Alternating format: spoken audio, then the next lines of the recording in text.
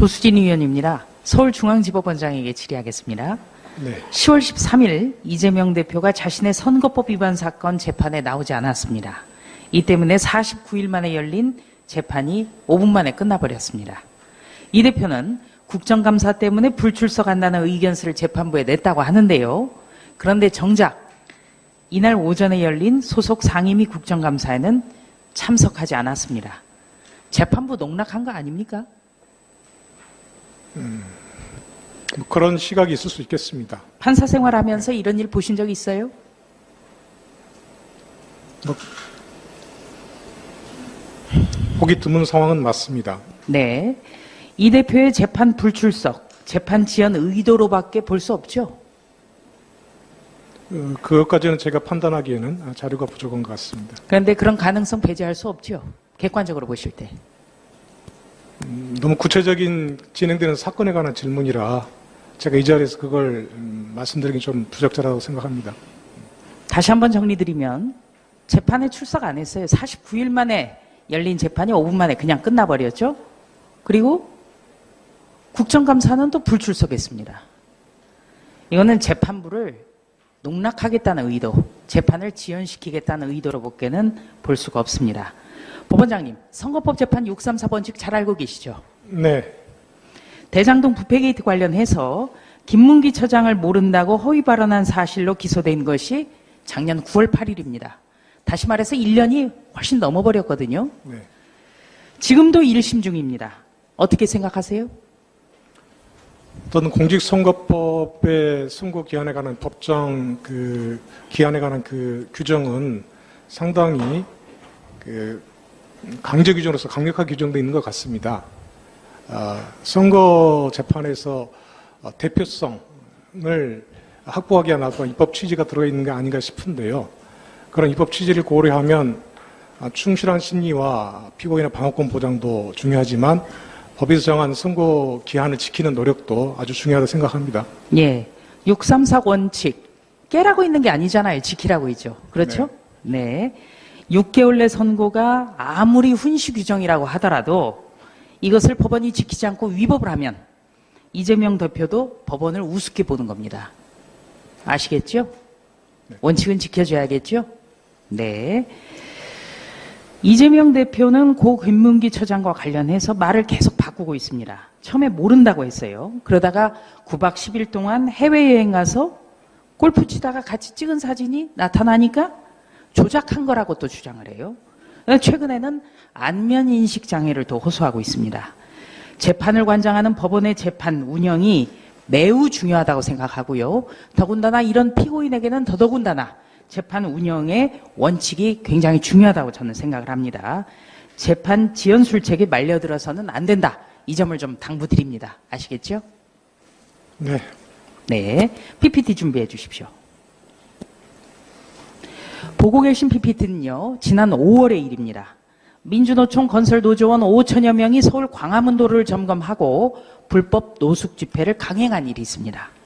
당시 광화문 주변은 쓰레기 천지였고요. 조합원들은 노상방뇨까지 했습니다. 장낙원 서울행정법원장에게 질의하겠습니다. 예. 혹시 저 기사 보셨습니까? 직접 본 건 아니지만 얘기는 들었습니다. 네.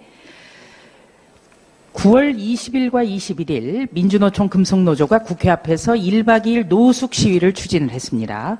이때 영등포경찰서가 교통불편, 통행불편을 초래할 것이라면서 국회 앞 노숙 시위를 금지했습니다. 그런데 서울행정법원이 이 민주노총 금속노조의 국회 앞 노숙 시위를 허용합니다. 법원이 노숙 집회 허용한 첫 사례라고 하는데 맞습니까? 첫 사례인지 여부는 잘 인지하지 못했습니다. 이 사건 잘 아시죠? 이 사건 얘기는 들었습니다. 네. 당시 서울행정법원이 이렇게 얘기를 해요. 전면 금지하면 집단적 의사표현의 자유가 침해될 우려가 있다. 그래서 영등포경찰서가 낸 금지 처분을 멈춰달라는 민노총의 신청을 받아들인 거라고 합니다. 법원장님, 예. 꼭 노숙 시위 해야만 의사표현할 수 있습니까? 집회의 방법과 절차에 관해서는 여러 가지 방법이 있을 수 있다고 생각합니다. 아니, 이렇게 다양화되고 있는데 꼭 노숙 시위 해야만 정치적 의사표현이 가능하다고 보세요? 집회 방법과 관련해서는 뭐 여러 가지 방안이 있다고 생각을 합니다. 자, 서울행정법원이 당시에 이렇게 얘기를 합니다.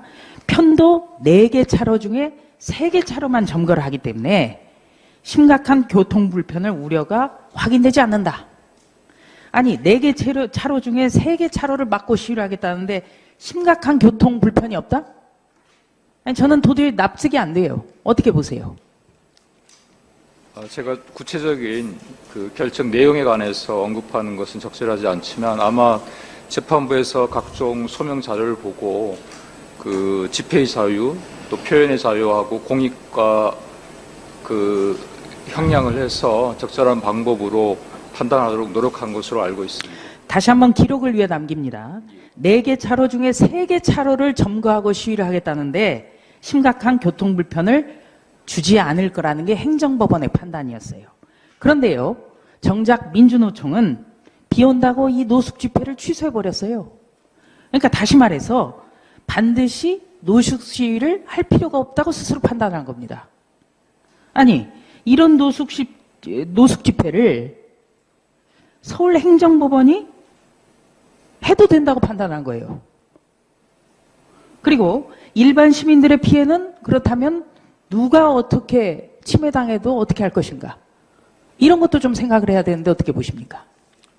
항상 집회 사건에 관해서는 그 당사자들의 집회의 자유와 공익 부분이 항상 충돌하는 부분이라서 재판부에서 항상 고심해서 결정하고 있는 것으로 알고 있습니다. 네, 고심해서 판단을 하셨다는데 허용을 하니까 민노총 금속노조가 오히려 취소를 했다는 것이죠.